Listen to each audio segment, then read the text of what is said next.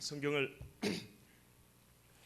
어떤 자기의 이익이나 유익을 위해서 이렇게 아전인수격으로 해석하는 건 참 문제가 많습니다. 또는 어떤 마음에 드는 구절이 있다고 해가지고 그것만 이렇게 또 강조하는 것도 좀 문제가 있습니다.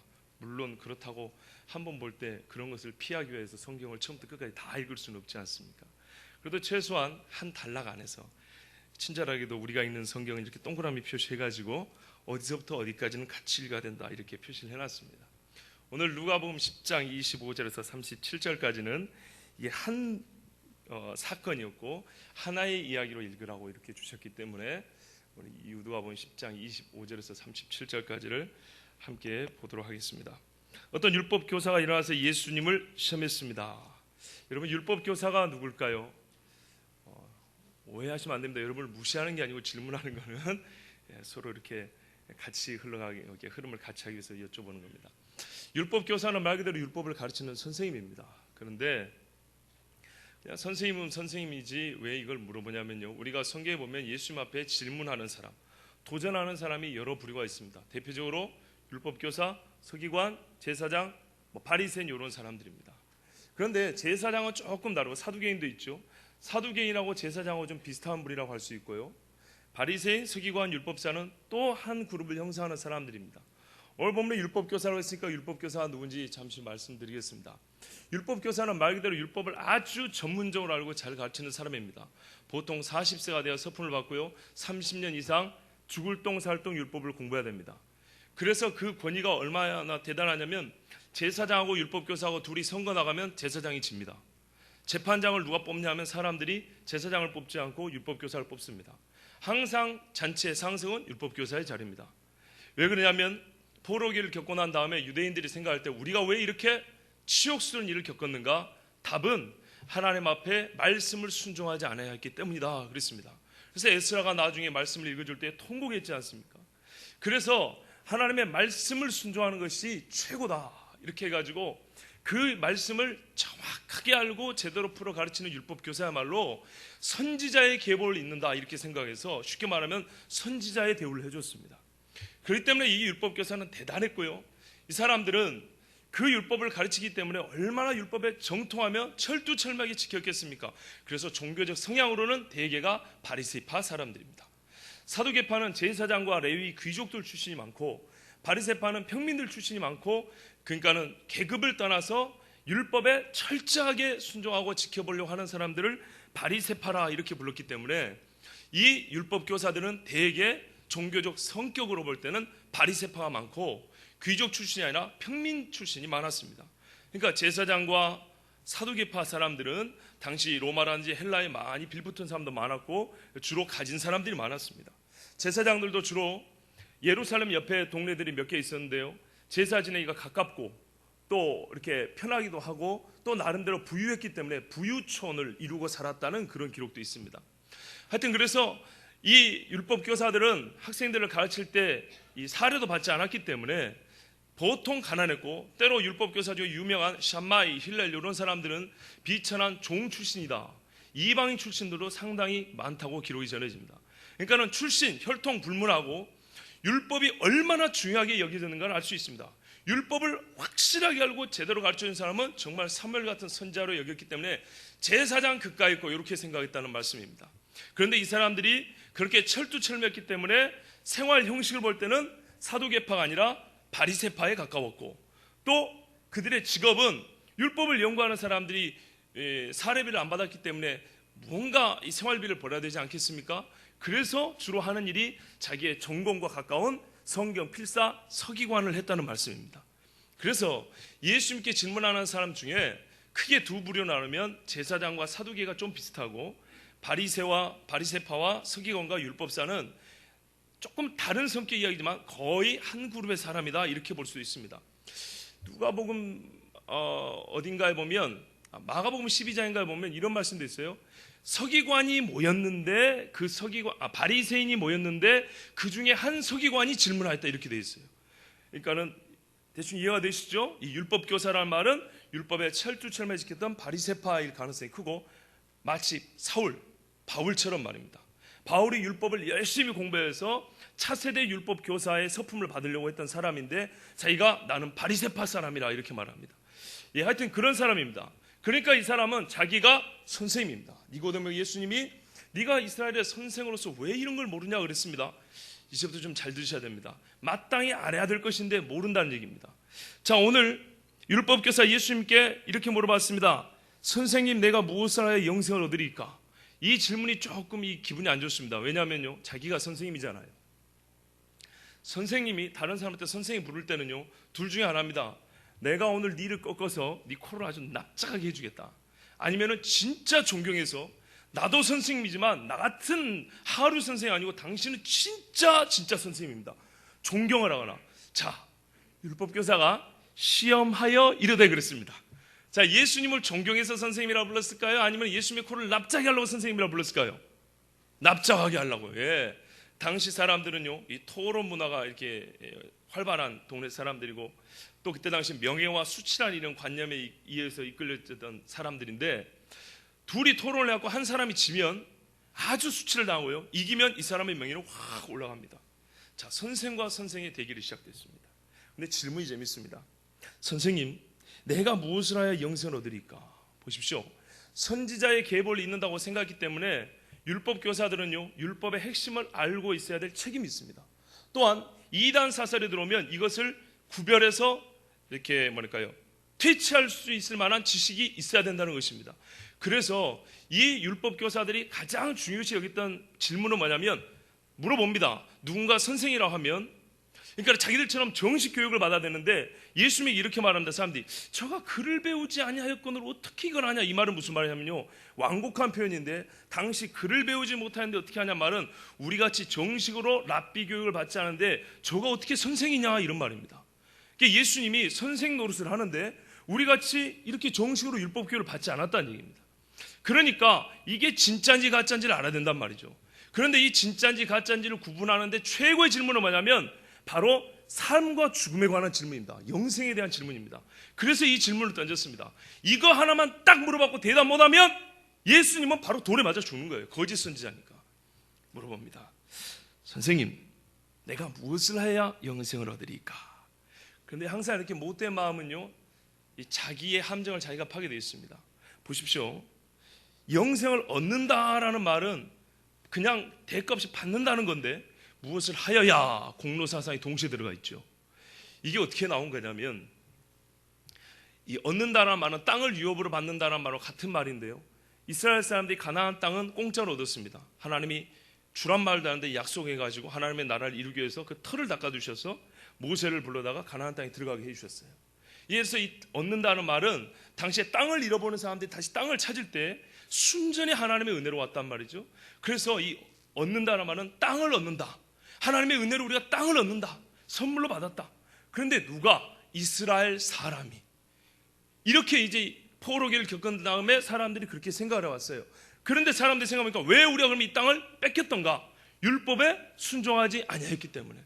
그래서 자연스럽게 나온 것이 하나님에게서 받은 이 땅을 선물로 받는데, 그러면 우리는 뭐 해야 되냐? 율법을 순종해야 된다. 제가 시간이 많이 갈 것 같아서 인용할 수 있는 말씀들 적어왔는데 그런 건 세세하게 인용 안 하겠습니다. 이 랍비들의 책이라든지 미슈나라고 유대교의 율법 이 법률 같은 책들이 있어요. 그런데 보면 그런 기록들이 있습니다. 이게 이제 예수님 당시의 사람들의 사고방식입니다. 그런데 하여튼 이게 뭔가 모순입니다. 뭘 해야 얻는 건 아닌데 하여튼 영생이란 주제를 아주 중요한 질문을 던졌지만 자기 모순을 안고 일단 질문을 했어요. 그랬더니 예수님께서 이렇게 물어봅니다. 율법의 전문가니까 율법에 대해서 물어봅니다. 예수께서 이르시되 율법에 무엇이라 기록되었으며 내가 어떻게 읽느냐? 율법에 뭐라 기록되어 있으며 내가 어떻게 읽느냐는 네가 어떻게 이해하고 알고 있느냐, 어떻게 인지하고 있느냐, 어떻게 믿고 따라가고 있느냐, 이런 말씀이죠. 그랬더니 이 율법교사가 대답하여 이르되 내 마음을 다하며 목숨을 다하며 힘을 다하며 뜻을 다하여 주 너의 하나님을 사랑하고 또한 내 이웃을 내 자신같이 사랑하라 하였나이다, 이렇게 대답을 했어요. 여러분, 율법서를 읽으면서 이 말씀 보신 적 있으십니까? 없으십니까? 있죠. 그런데 저는 이 말씀이 신명기 6장 5절하고 레위기 19장 18절인데 이 말씀 뒤에 네가 이거를 지키면 영생을 얻는다는 말은 들어본 적이 없어요. 들어보셨습니까? 하나님을 내 마음을 다하고 뜻을 다하고 힘을 다해 사랑하라. 그러면 영생을 얻으리라. 구원을 얻으리라. 이런 말씀 본 적이 있습니까? 원수를 갚지 말고 동포를 원망하지 말고 내 이웃을 내 자신같이 사랑하라. 그러면 네가 구원을 얻으리라. 이런 말씀 보신 적 있으세요? 없어요. 그런데 이 사람은 그렇게 말을 했어요. 그런데 더 재밌는 건 뭐냐면 예수께서 이르시되 내 대답이 옳도다 했다는 거예요. 요한복음 5장에 뭐라 그럽니까? 우리가 잘 알듯이 하나님께서 보내신 자, 그 아들을 믿는 자는 사망에서 옮겨 영생으로 옮겨갔다 그랬습니다. 하나님의 뜻은 하나님의 보내신 자를 아는 것이라, 믿는 것이라, 그를 보고 믿는 것이라, 그 사람은 영생을 얻는다고 요한복음 5장에도 나왔고 6장에도 나와 있습니다. 그런데 예수님 자신이 지금 정면으로 배치되는 인정을 한 거예요. 율법을 지키면 영생을 얻는다고 예수님이 지금 인정하신 거예요. 여러분, 그래서 제가 주의를 드는 게 이겁니다. 오늘 본문을 읽으면 보통 선한 사마리아인의 이야기로 바로 직통 가가지고 착하게 살아야 한다 그리스도인이 이렇게 이야기를 꺼내시는데, 그거는 이 앞부분을 좀 더 이해하기 쉽게 신뢰를 들어준 이야기입니다. 이 앞부분이 진짜 메시지가 들어있는 겁니다. 이 궁금증을 어떻게 풀고 이 모순을 어떻게 풀어갑니까? 예수님은 뭐라 그랬냐? 사람이 영생을 얻으려면 하나님 아버지의 보내신 자 나를 보고 믿는 자가 사망에서 영생으로 옮긴다. 심판에 이르지 아니한다. 얼마나 많이 강조했는지 몰라요. 그런데 오늘 말씀에는 율법서에 나와 있는 말을 인용을 했지만 이 인용구가 영생과 직결되지 않는데도 불구하고 그것을 직접 연결시켜서 이거를 지키라고 했습니다. 이것이 영생을 얻는 말씀이라고 했습니다 했더니 예수님이 맞다라고 박수를 쳐줬어요. 이 심각한 문제를 어떻게 풀까요? 이거는 바로 우리가 율법에 대해서 좀 생각을 깊게 해봐야 된다는 필요를 느끼게 해줍니다. 저거 오늘 이 말은 매우 맞는 대답입니다. 예수님이 맞다는 걸 우리가 틀리다고 할 수 없습니다. 이 율법교사의 말은 정확하게 맞습니다. 왜 정확하게 맞냐면요, 잘 보십시오 여러분. 사람이 구원 얻는 길이 예수님만 있는가요? 아니면 예수님 말고 또 있습니까? 예수님의 십자가와 그 죽으심과 부활, 이 사건 하나로 이 사람이 구원 얻지요? 분명하죠? 그럼 구약 사람들은 어떻게 구원 얻었을까요? 성경 어디에도 율법으로 구원 얻는다는 말이 없습니다. 그러면 너무 넓잖아요. 자, 보십시오. 다윗이 구원 얻었을까요? 안 얻었을까요? 얻었습니다. 엘리야는요? 모세는요? 우리가 구약을 우습게 하는데 우리는 하나님을 본 적도 없습니다. 엘리야, 모세 경험한 거, 우리는 바다로 가본 적이 없습니다. 우습게 여기면 안 됩니다. 우리보다 훨씬 하나님과 가까웠던 사람들입니다. 진짜로 피부로 맞닿았던 사람들입니다. 대단한 사람들입니다. 죽은 자를 살려본 적 있으십니까? 엘리야는 살렸어요. 구약 우습게 하면 안 돼요. 한국 교회 몇십 년, 100년 전통에 구약과 신약을 분리하고 두 권으로 찢는 그런 오류가 많고, 율법과 복음을 다른 별개로 생각하는 경향이 매우 강한데요. 의무는 죽이는 것이다 이 말을 갖고 율법이 죽인다고 생각하는데, 그럼 제가 율법 읽을 테니까 여기서 한 사람씩 죽는 거 한번 확인해 볼까요? 아닙니다. 율법을 알면 우리가 죄를 깨달아서 오호라 나는 사망의 척이 되었도다, 이걸 깨닫는다는 얘기죠. 율법이 사망에 이르는 저주 주문입니까? 아주 쉬운 예를 들어보겠습니다. 율법의 탐심 10계명이 뭐냐면 탐심을 버리라 그랬습니다. 도둑질하지 말라 그랬습니다. 이 계명이었다면 제가 어떻게 했을까요? 아주 사적인 이야기지만 제가 차를 좋아합니다. 저보다 좋은 차를 타고 다니신 분은 힘이 저보다 약하다 싶으면 제가 두드려 패서라도 그 차를 뺏었을 겁니다. 성경에 뭐라 하냐면 네 욕심을 제어하라, 탐심은 죄다, 이렇게 가르쳐줬어요. 탐내지 마라 그랬어요. 그러니까 서로 얼마나 마음 놓고 자기 소유를 갖고 이렇게 살고 있습니까? 이웃의 아내를 탐내지 말라. 아내 지키느라고 어디 나가겠습니까? 유대인들이, 이스라엘 사람들이 이 말씀 들을 때 얼마나 서로가 이 말씀 지킬 때 사회가 안정이 되고 얼마나 평온하겠습니까? 이 세상 사람들이 기독교인들 욕 많이 하지만 우리 솔직히 생각해 보십시다. 밤길을 가는데 젊은 청년들, 저만한 애들이 7, 8명의 남자들이 막 와요. 근데 막 이러면서 와요. 그럼 겁이 날까요 안 날까요? 요즘 같은 세상에 한참 겁이 나서 막 가는데 갑자기 말소리가 들리는데, 야 오늘 말씀이 얼마 응대되지 않던, 오늘 큐티한데, 이 말을 듣는 순간 교회 다니는 애들이구나, 안심이 되겠죠? 얼마나 착한지 몰라요.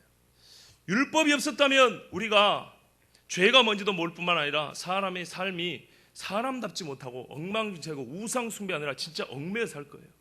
율법은 사실 우리를 얽매라고 주는 게 아닙니다. 여러분, 내가 살인죄를 지었는데 누가 나한테 그랬어요. 이 평생 짐을 지고 사는데, 이게 물론 이야기지만 네가 나한테 소 한 마리 바쳐라. 그럼 내가 용서해 줄게. 그럼 바치겠습니까? 안 바치겠습니까? 바치죠. 차라리 소 한 마리 잡고 내가 마음 편하게 사는 게 낫지. 율법이 얽매는 겁니까? 그래서 유대인들은요, 율법을 얽매라고 생각 안 하고 자랑했어요. 자랑. 천하 만민 중에 하나님의 법을 이렇게 받은 민족이 누구냐고. 모세도 그래서 너희는 복받은 자로다 이렇게 말했다고요. 너희는 하나님 앞에 사랑받은 자고 복받은 자다. 천하 만국 중에 누가 그 신에게 그의 뜻을 직접 받은 사람이 있느냐. 그리고 율법은 제사만을 말하는 게 아닙니다. 친족상속법, 형법, 민법, 국제법, 전쟁법 다 들어있습니다. 헌법도 들어있습니다. 하나님의 나라를 만드는 국가법입니다. 국가법. 근데 우리는 제사만 자꾸 생각하니까, 이 제사 귀찮다고 생각하니까 이런 겁니다. 지나치게 신약적으로 생각하는 것이죠. 그런데 진짜 이 율법이 힘들어진 것은 유대교를 겪은 다음에 아까 말씀드렸다시피 이 바리새파처럼 아주 지나치게 이 말씀에 사람의 유정. 그래서 예수님이 뭐라냐면요, 실제로 예수님은 율법을 부정적으로 평가한 적이 한 번도 없습니다. 있으면 가져와 보세요. 사람의 마음이 율법에 대해 온전치 못한 것을 뭐라 그랬고, 해석이 잘못된 걸 뭐라 할지 율법 자체를 배격한 적이 없어요. 예수님은 율법 안에 오셨습니다. 8일 만에 할례 받으셨습니다. 부모님은 정결 예식에 따라 혼인 기간을 지켜서 정확히 결혼했습니다. 그리고 예수님이 유월절 절기를 지켰습니다. 어릴 때뿐만 아니라 장사에서도 절기를 지켰습니다. 그 모든 것을 완성해 가신 분이지 배격한 분이 아니었어요. 또 하나는 이 예수님이 이렇게 이제 율법을 그렇게 해석을 제대로 해주셨고, 이 사람들의 잘못된 해석을 바꿔주셨는데, 이 유대인들이 포로기를 겪은 다음에 그 사람들이 장로의 유전과 즉 사람들의 전통을 만들어서 그게 올가맨 것이 바로 율법이 우리에게 주는 족쇄라는 말입니다. 본래 율법은 그게 아니에요. 그래서 예수님이 뭐라 했습니까? 본래 안식일은 사람을 위하여 준 것인데 누가 너무나 해석을 잘못해가지고 오히려 사람을 괴롭게 만들었다 이렇게 말하지 않습니까? 자유롭게 놓아준 것이 뭐가 잘못이냐? 이게 원래 율법의 본뜻이라 이렇게 말했어요. 원래 율법은 그렇습니다. 자, 그런데요, 이 율법이 이 정도에서 끝나는 게 아닙니다. 우리 함께 졸음이 오니까 한번 찾아보겠습니다. 누가복음 24장입니다.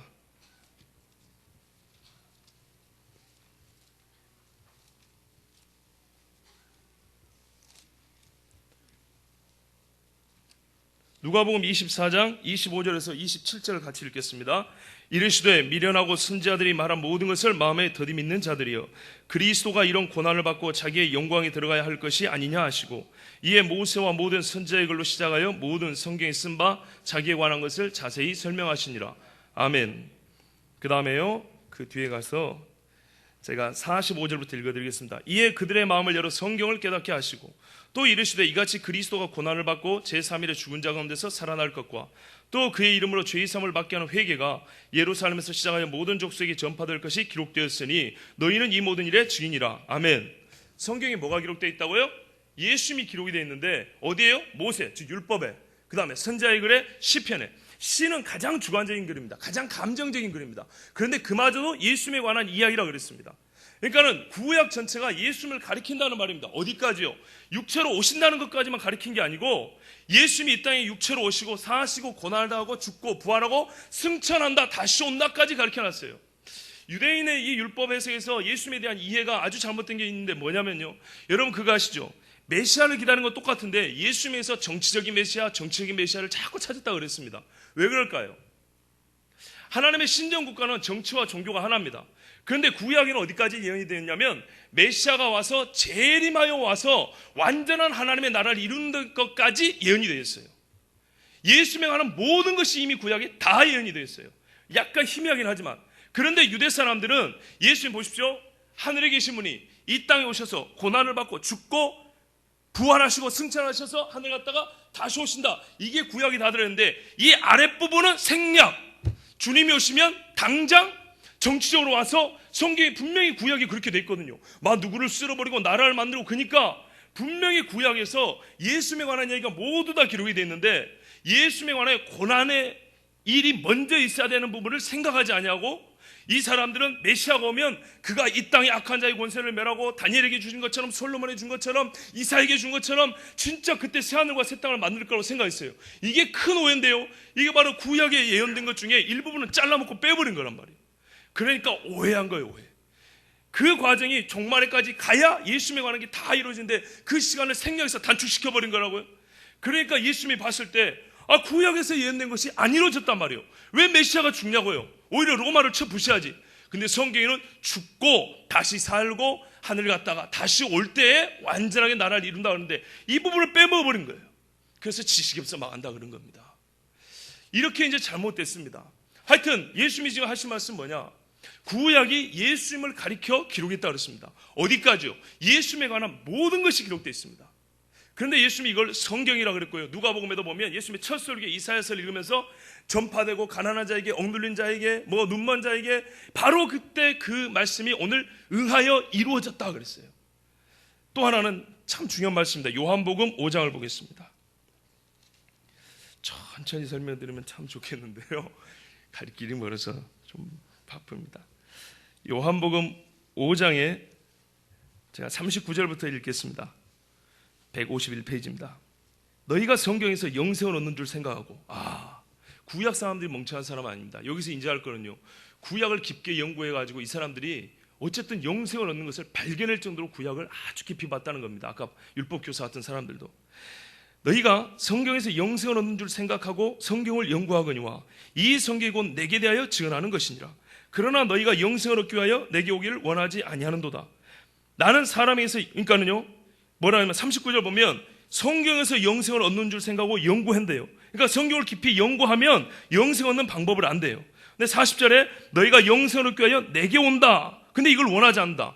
영생을 얻는 방법은 내게 오는 것이다. 다른 말로 하면 무슨 말일까요? 구약을 자세히 읽으면 나에게 올 수 있다 그 말씀입니다. 그런데 왜 이걸 이루지 못했는가? 41절에 나는 사람에서 영광을 취하지 아니하노라. 다만 하나님을 사랑하는 것이 너희 속에 없음을 알았노라. 하나님을 사랑하는 마음이 없으니까 구약을 받지만은 제사드리는 형식에만 치우쳤지 그 본뜻을 몰랐단 말입니다. 마가복음 22장에도 서기관과 예수님의 대화가 나오는데 첫째 계명과 둘째 계명이 똑같습니다. 마가복음 12장에도 있고요, 마태복음 22장에도 있고요, 누가복음 여기 10장뿐만 아니라 여러 군데 서기관과 율법사의 질문이 계속 나옵니다. 이 똑똑한 사람은 무엇을 하여 영생을 얻을까? 무엇을 하여 영생을 얻을까? 그리고 주님 무엇이 첫째 계명입니까? 매번 똑같습니다. 그런데 답변이 예수님이 답변할 때도 있지만 바리새인이나 서기관이 답변할 때도 있는데요, 답변 역시 오늘 이 답변하고 똑같습니다. 하나님 사랑, 이웃 사랑. 이게 그러니까 매우 중요한 이슈입니다. 매우 중요한 주제라고요.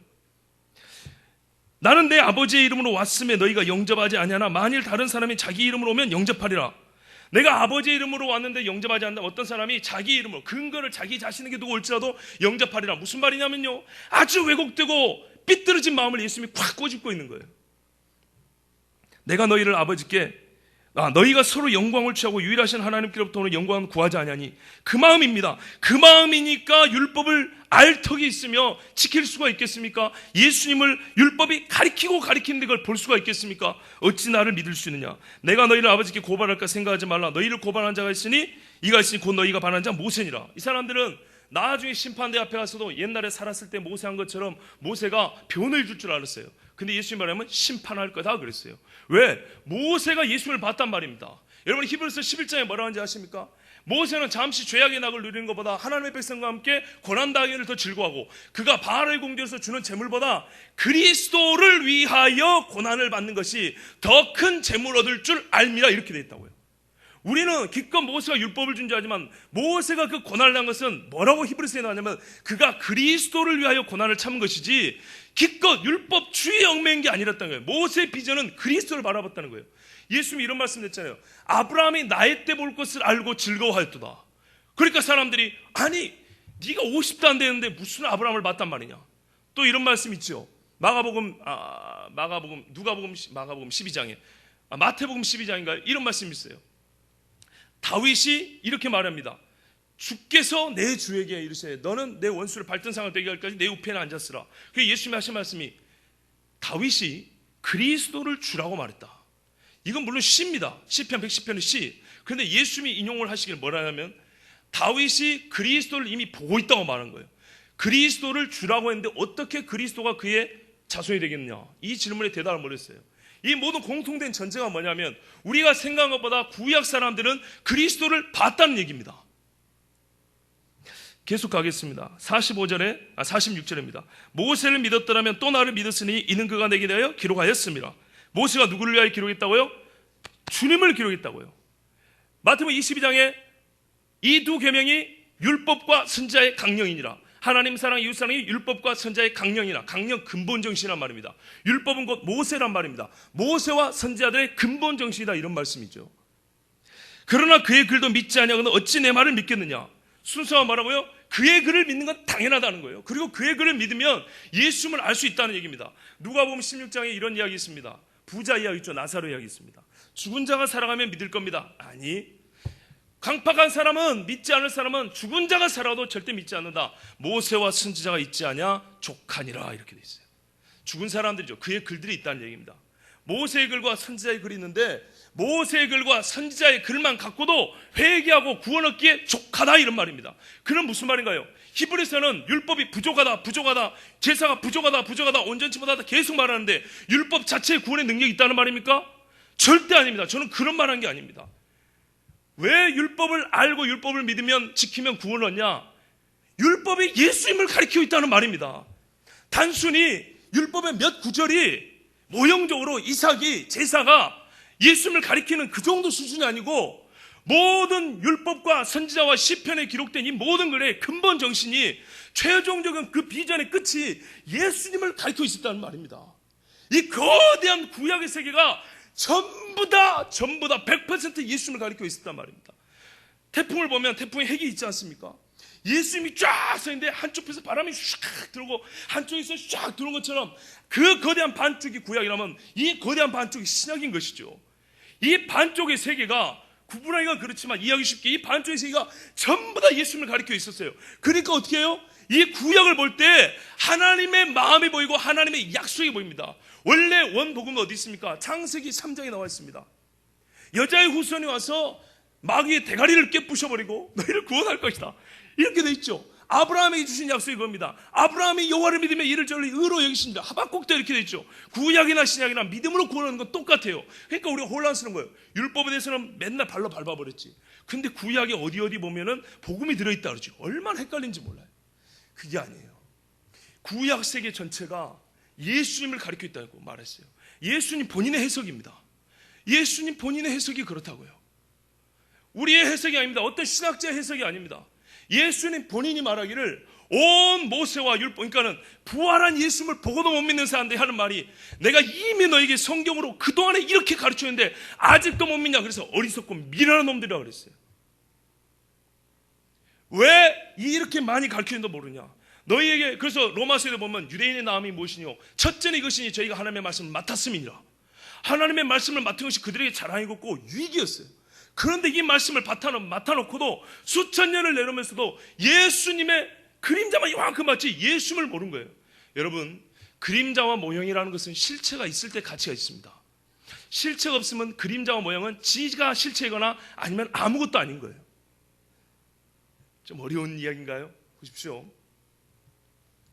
얘가 이제 이렇게 빛이 비치지 않습니까? 컵이 있으면 그림자가 있습니다.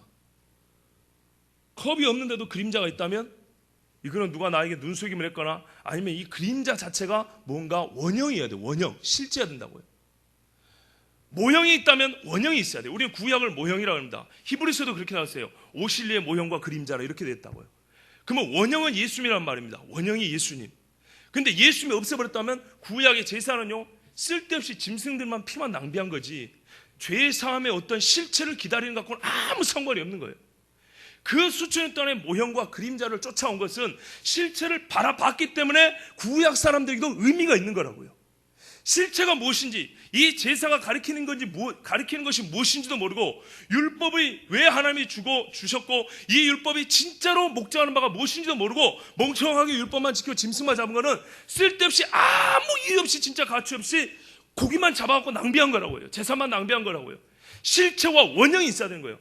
미안한 말이지만 저는 짝퉁을 만들라는 얘기가 절대 아닌데요, 짝퉁이 진짜 오리지널이 없으면 짝퉁 갖고 어디 자랑도 못합니다. 루이비통이 진짜 있어야, 루이 배똥이 되든 루이 붓똥이 되든 이게 들고 댕겨야 이게 사람들이 속아라 넘어가죠. 루이비통이라는 브랜드 자체가 처음부터 없으면 내가 갖고 하는 루이 배똥은 루이 배똥 자체가 명품이거나 아니면 이건 쓰레기예요. 모형은 원형이 있을 때 그 가치가 있고, 그림자는 실체가 있을 때 그 그림자를 통해서 실체를 보게 되는 가치가 있는 거예요. 그런데 구약에서 했던 것이 모형과 그림자라 그랬단 말이에요. 그러니까 이게 구약 사람들의 믿음이 더 좋은 거예요. 히브리서의 믿음을 이렇게 말했죠. 보이지 않는 증거요. 뭐랍니까? 갑자기 생각이 안 나요. 죄송합니다. 그런데 이 부분이 있어요. 11장 끝에 가면 뭐라면 그들이 증거는 받았으나 약속한 것을 이렇게 받지는 못했다 이렇게 됐어요. 약속을 하나님 해줬어요. 그리스도를 준다라고 약속했는데 그리스도를 자기 당대에 받은 거 아니에요. 증거만 줬어요. 이삭을 살릴 때 증거는 실체 아니잖아요. 사건을 조사할 때 증거를 통해서 범인을 잡지 않습니까? 단서들입니다. 그러니까 단서를 몇 개 얻었지만 이 사람들이 뭐예요? 단서를 통해서 그 약속하신 바가 반드시 이루어질 거라고 믿었다는 얘기입니다. 그러니 이 사람들의 믿음이 우리보다 작습니까? 큽니까? 얼마나 큰지 몰라요. 구약이나 신약이나 믿음으로 구원했습니다. 제사로 구원했지 않아요. 만약에 그 짐승의 제사가 우리의 죄를 다 살 것 같으면 왜 예수님이 왔겠냐고 히브리서에 말합니다. 절대 다시 말씀드립니다. 율법으로 구원받지 못합니다. 제사 지나고 구원받는 거 아니에요. 제사 지나고 죄 짓고 죽으면 지옥 갑니까? 천국 갑니까? 제사 지나고 그 가는 길에 죽어버리면요. 불안하시죠? 믿으시라니까요. 믿음으로 구원하는 거예요. 근데 이것이 문제입니다. 오늘날도요. 그래서 히브리서에 그렇게 된 거예요. 이 사람들의 믿음이 우리보다 훨씬 좋다는 거예요. 세상이 감당이 안 돼요. 세상의 방법과 유혹과 계략이 안 통해요. 안 통해. 다윗의 삶이 통합니까? 딱 한 번 넘어갔어요. 밧세바 한 번. 나머지는 안 통했어요. 사무엘이 언제 넘어갔습니까? 안 넘어가요. 세상의 방식과 게임이 계산이 안 통하는 사람들, 이게 믿음이에요. 자, 이 사람들의 믿음이 세상에 감당하지 못할 믿음인데 이 사람들은 증거 단서는 받았으나 약속한 그 실체는 얻지 못하였으나 그것을 상주심을 그 예수님이 오시는 것을 바라고 믿었으니 이 믿음이 세상이 감당이 되겠냐는 거예요. 오늘 우리는 예수님을 만났다고 십자가 예수님의 실체를 오신 예수님을 실제로 듣고 보면서도 세상이 우리를 감당하고 남는데 그 사람들은 증거 몇 조가 얻었는데도 불구하고 아들을 죽이라니까 칼을 치러 죽이는 거예요. 아브라함은 진짜 아들을 죽인 거예요. 칼을 대는 순간 하나님이 스탑할 걸로 생각한 게 아니고 진짜 죽인다고 한 거예요. 죽인다고. 그래서 히브리서에 말하면 그가 죽은 가운데서 아들을 다시 얻은 것이라. 왜? 아브라함이 그 아들을 하나님께서 죽은 자 가운데서 다시 살리실 줄로 생각하시라. 나는 진짜 죽이고 하나님은 다시 살린다고 생각했다는 거예요. 이게 믿음이었어요. 이 정도 믿음이니까 구약의 사람들이 바라본 바가 뭐냐면 그 비전이 옛날에 요셉 이야기할 때 요셉이 총리가 비전이 아니고 가나안 땅 약속의 땅이 비전이라고 그랬지 않습니까? 구약이 전체 비춰주는 바가 단편이 아니라 구약의 세계 전체가 그리스도 예수를 비춰줍니다. 물론 그 안에는 역사에 구체적으로 들어가면 어떤 교훈과 경고가 여러 가지 있지만 이 거대한 세계가 전체적으로는 예수를 비춰주기 때문에 이 구약을 철저하게 연구하는 사람들은 이 구약의 핵심을 압니다. 하나님 사랑, 이웃 사랑. 하나님 사랑, 이웃 사랑이 절정으로 나타나는 게 예수님이란 말이에요. 예수님이 와서 하신 말씀도 이 두 가지가 선지자와 모세와 선지자의 강령이라고 쓰면서 하나님을 사랑하고 이웃 사랑하면 모든 율법이 여기서 성취되었다. 갈라디아서 5장 14절에 그렇게 말씀하셨단 말이죠. 자, 이렇게 됩니다.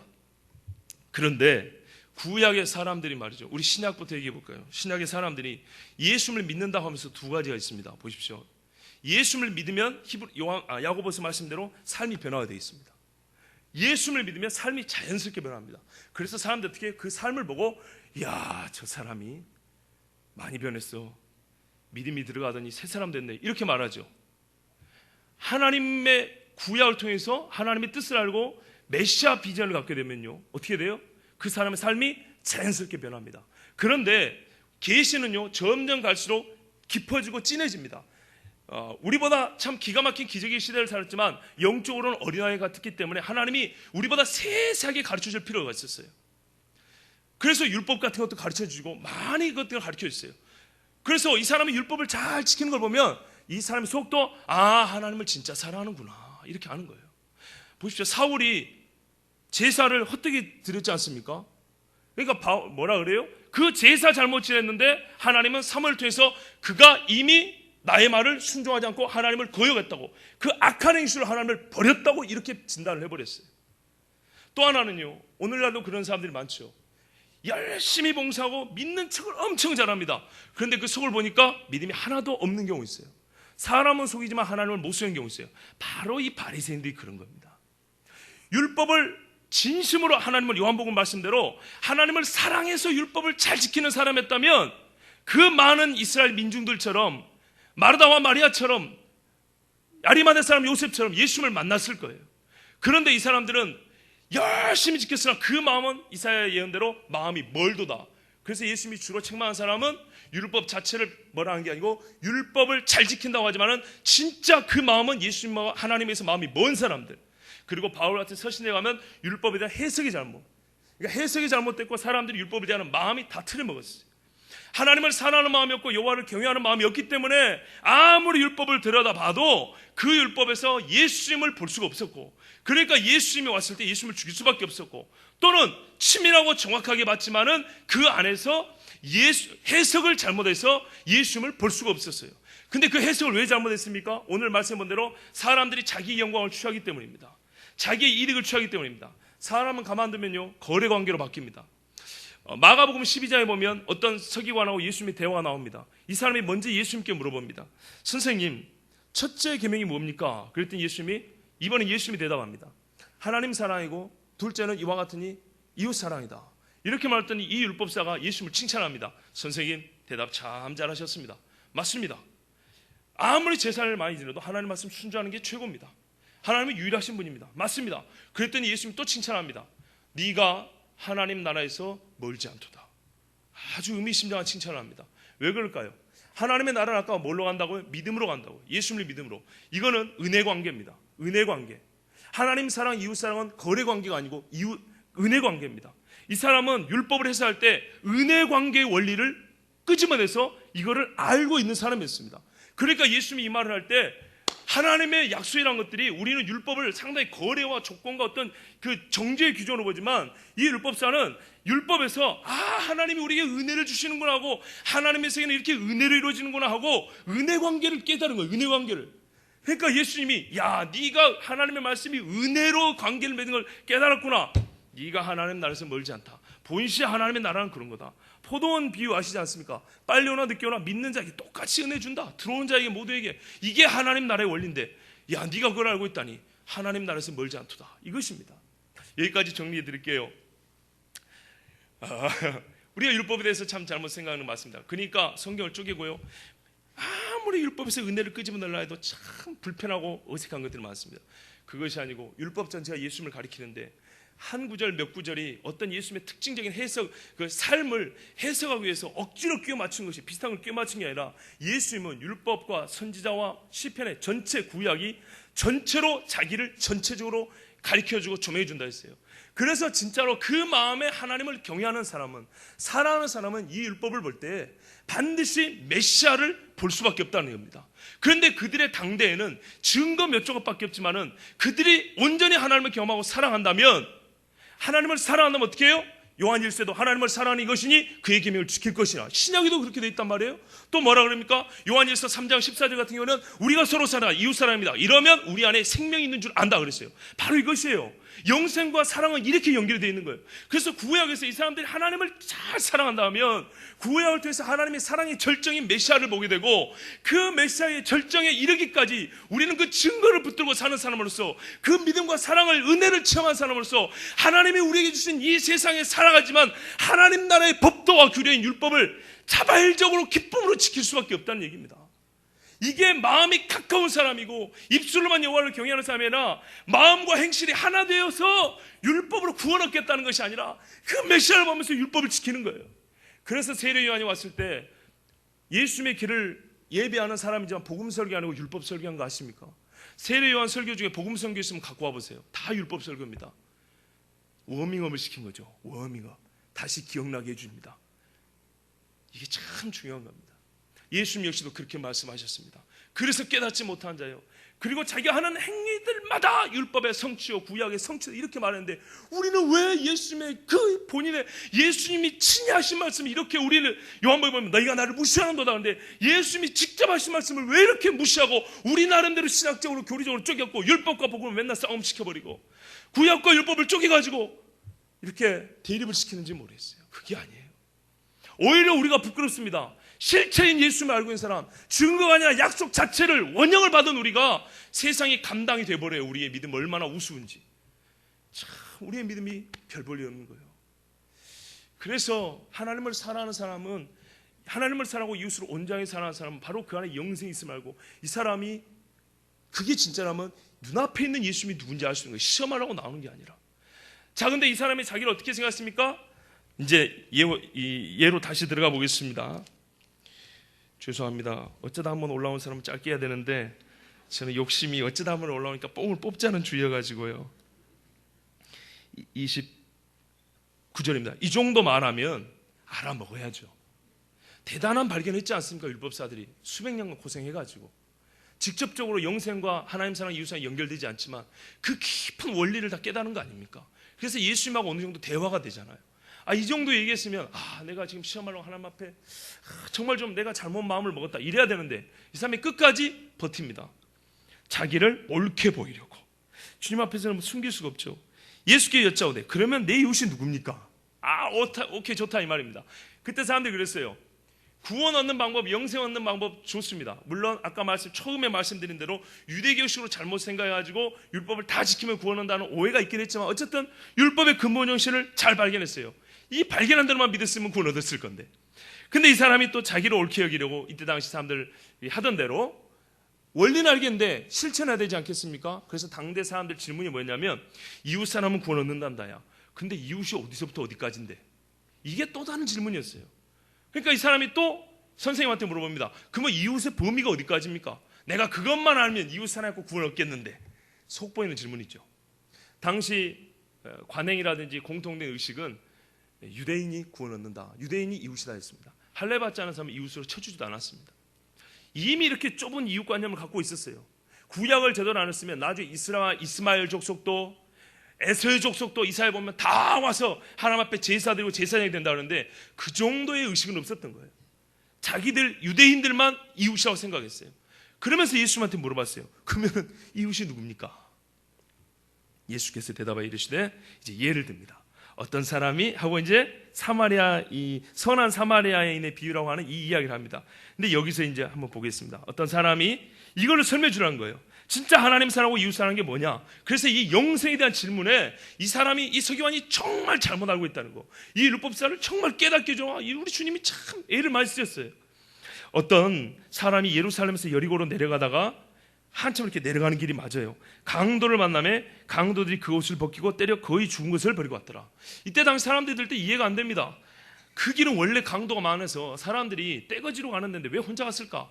참 멍청한 놈이다. 이야기의 초점은 그런 거 아니잖아요. 우리가 너무 그렇게 세밀한데 해가지고 괜히 이야기의 주제를 흐려서 이 강도 만난 사람을 욕하지 마시고, 여럿이 가지고 왜 혼자 가서 그런 변을 당했냐고 그러지 마시고, 이게 이제 거의 죽게 됐어요. 근데 마침 한 제사장이 그 길로 내려가다가 그를 피하여 지나가고, 또 이와 같이 한 레위인도 그곳에 이르러 그를 보고 피하여 지나가되, 우리가 전통적으로 어떻게 해석하냐면 제사장 레위인 정말 나쁘다 이렇게 말합니다. 그러니까 또 요즘 현대 해석가들은 약간 그 소수 견해를 의도적으로 좋아하는 분들은 제사장과 레위인 편을 듭니다. 아니 그게 아니다. 원래 제사장이 시체를 만들면 일주일 동안 부정하다. 그래서 업무를 못 본다. 또 업무를 봐야 그 제사지로 나면 가죽이라도 얻어서 자기 살림살을 보태면 된다. 제사장을 이해해 줘야 된다. 레위인은 그보다 좀 아래급이지만 레위인도 역시 거룩한 일하기 때문에 이해해 줘야 된다. 이런 식으로 괜히 또 이야기의 흐름을 바꿔가지고 제사장하고 레위인을 막 두둔하고 괜히 이 사람들이 그동안에 요거 얻어먹는 거 위로해주고 보상해 주는 것처럼, 여러분 새롭다고 좋은 거 아닙니다. 틀린 해석입니다. 전체적인 뉘앙스를 잘 보세요. 피하여 지나가고 피하여 지나가고. 사마리아 사람은 그를 보고 불쌍히 여겨. 그 속마음을 보시는 거예요, 예수님이.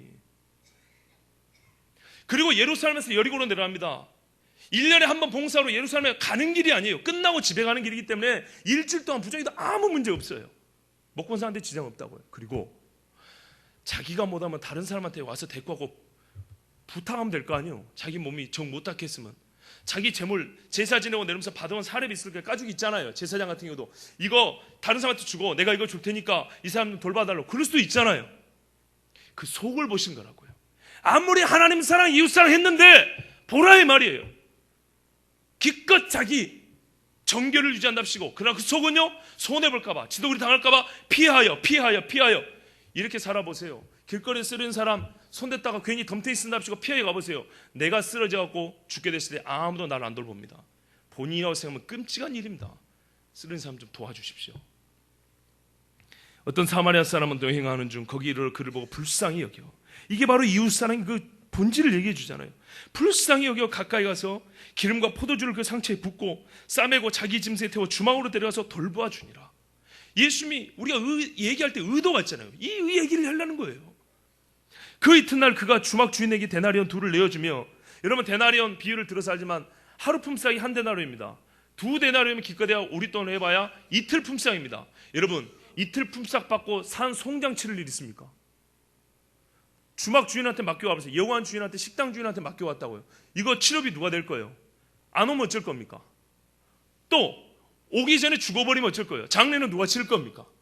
장사에 방해가 될까요? 도움이 될까요? 엄청나게 방해가 되죠. 여기에 명시적으로 나와 있지 않지만 이 사마리아 사람이 이 주막 주인과 관계가 좀 어느 정도 되는 사람입니다. 어떤 관계요? 이 사마리아 사람은 이 사건뿐만 아니라 상당히 평상시에도 신뢰를 준줬던 사람이다. 참 착한 사람이고 매우 신뢰감 있는 사람이라는 거예요. 기껏 우리 돈을 20만 원 받고 산 송장을 맡았어요. 이 주막 주인이. 그리스도인이 이런 사람이라는 거예요. 하나님을 사랑하고 이웃을 사랑하는 사람은 정말 믿지 못하고 감당하기 힘든 상황에도 주변 사람이 믿어주고 받아줄 정도의 이런 사람이에요. 이게 핵심을 얘기해 주지 않습니까? 그리고 갔어요. 예수님이 물어봅니다. 네 생각에는 이 세 사람 중에 누가 강로 만난 자의 이웃이 되겠느냐? 네 질문은 이랬지. 나는 이웃 될 준비가 다 되어 있습니다. 나는 하나님도 사랑하고 이웃도 사랑합니다. 근데 누군지를 모르는 게 문제입니다. 이렇게 말했어요. 예수님이 이렇게 말합니다. 이웃? 널려있어. 이렇게 강도 많은 사람 널려있어. 문제는 이웃이 누군지 몰라서가 아니라 네가 이미 너는 이웃이 될 준비가 됐다고 생각하는데 정말 네 마음이 이웃이 될 준비가 돼 있다고 생각하냐? 하고 다시 집어넣는 거예요. 정말 네가 율법의 본질을 알고 있다고 하는데 네가 진짜 알고 있다고 생각하냐? 예수님이 이렇게 질문을 바꿔서 반문하면서 그 악한 본심, 그 시험하는 본심을 다시 끄집어내서 밝히 드러냅니다. 이 사람이 이때까지도 깨닫지 못합니다. 그러나 매우 정당한 대답을 합니다. 이르되 사마리아 사람입니다. 이렇게 말한 것은 사마리아 사람과 너무 관계가 안 좋았기 때문에, 진짜로 안 좋았기 때문에 그렇게 말 못하고 자비를 베푼 사람입니다. 이렇게 둘려 말했어요. 근데 사실은 이 자비를 베푼 사람이라고 말했기 때문에 이게 더 정당한 대답이에요. 사마리아 사람이라고 하면 어느 한 지역과 민족이 마치 이웃인 것처럼 말이 되지만 민족과 혈통을 떠나서 누구든지 자비를 베푼 사람이야말로, 불쌍히 여겨 자비를 베푼 사람이야말로 이웃이다, 이렇게 말해준 거예요. 그래서 자기 딴에는 사마리아 사람에게 말하는 게 힘들어서, 우리말로 고가워서 이렇게 둘려 말했는데 그게 훨씬 더 정당한 대답이 됐고 자기 스스로 앞으로 자기 행위를 규정하게 됐어요. 아, 어떻게 해요? 너도 와서 이렇게 하라고. 사마리아 사람을 본받은 게 아니라 자비를 베풀며 살라고, 이렇게 예수님 말씀하셨어요. 그러니까 무슨 말입니까? 이거는 그냥 예수 믿는 사람들이 세상 사람들보다 착하게 살아야 된다라는 말을 한 게 아니고, 영생의 문제와 관련하여 너희가 서로 사랑하면 내 제자인 줄 알고 너희가 서로 사랑하면 너희 안에 생명이 있는 줄 아노라 하는 예수님의 말씀과 사도 요한의 말씀이 실제로 예수님과 이 율법교사 사이의 대화에서 이게 증명이 되고 우리에게 교훈으로 주시는 이 가르침이 된 것입니다. 여러분, 그래서 제가 오늘 상당히 도발적이지만 의아한, 고개를 갸우뚱할 만한 제목을 잡은 겁니다. 율법을 아는 자 영생을 얻으리라.